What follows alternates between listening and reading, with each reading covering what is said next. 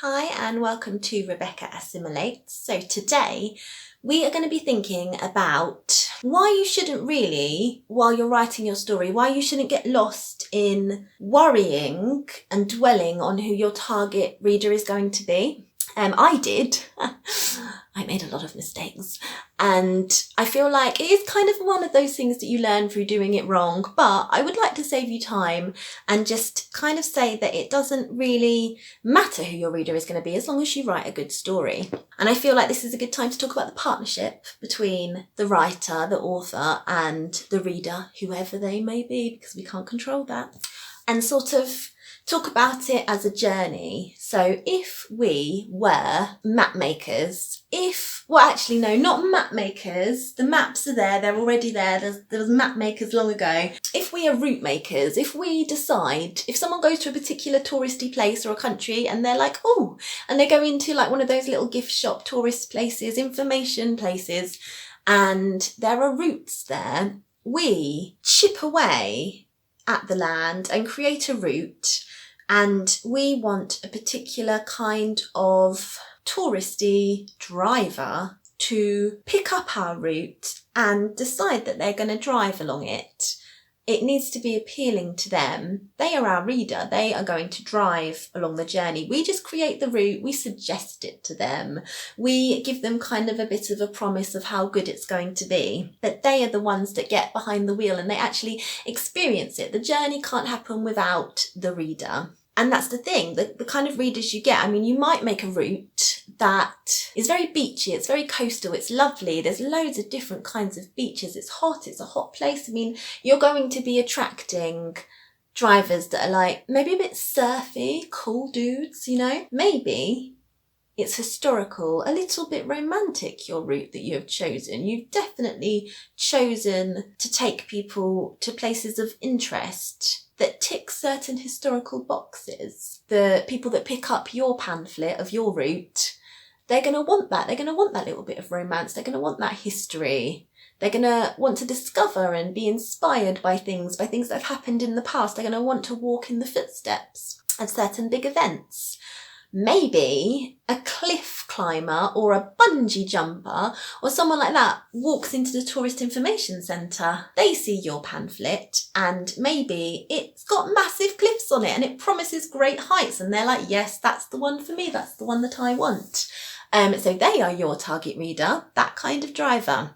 But the thing is, maybe, and obviously also if I should say as well, that what we hope is that the promise of the route you're going to give them is the one they wanted. So once they've driven it, they might go to somewhere else and they'll walk into another tourist information centre and they will see your leaflet with your route in it. They'll see your name and they'll have a familiarity, and it will be a positive familiarity, and they will pick it up and they will buy it because they will remember that it was brilliant last time. It's probably going to be brilliant this time. They'll stick with the one they know, you, which is great when that happens. They trust you now.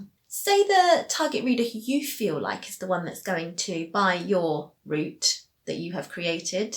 They change. Something happens in their life. They change jobs. They can't travel as much. They don't have as much money. Their interests change. They become a parent. All of a sudden they're walking into these places, tourist information centres, and they're seeing all of these routes and they're seeing, the route that they used to like, whether it be a route that's sort of covered in beautiful flowers and historical places and high cliffs, or, gory route. That's what they used to like. And now they kind of know that they can't do that anymore. They've got kids in the car.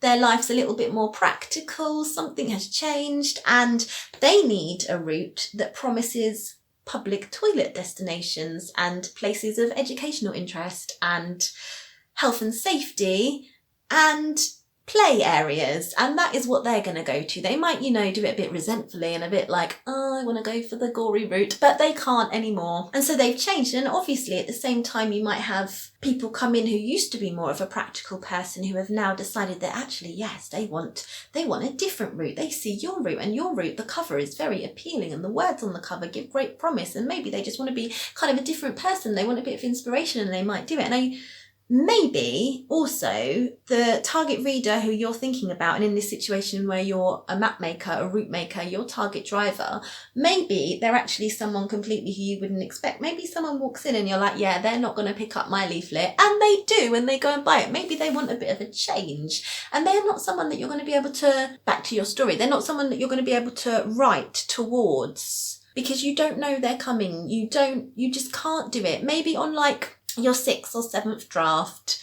you might then, everything's in place that you want, and you might then be thinking, yeah, I might think about the target reader a little bit, but until then you don't need to, because you want to have a story that has love in it, because you have enjoyed writing it. And if you faff with your target reader, to be honest, it's another procrastination.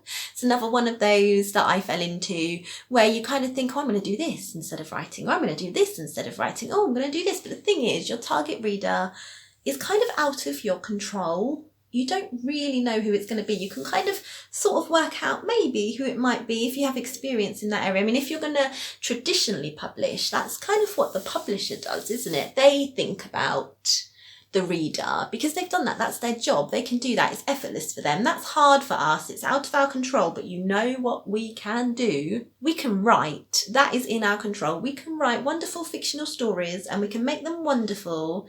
And, whoever picks them up, it doesn't really matter what kind of person picks them up, because if they are good, they're going to be picked up. Even if the front of the cover's awful, word of mouth is going to mean they're going to be picked up. Or, sales is going to mean they're going to be picked up. How many are bought, their ratings, everything, reviews. Because your story is good. You do not need to worry about things that are out of your control. All you can do is write and enjoy your writing. And I will see you soon.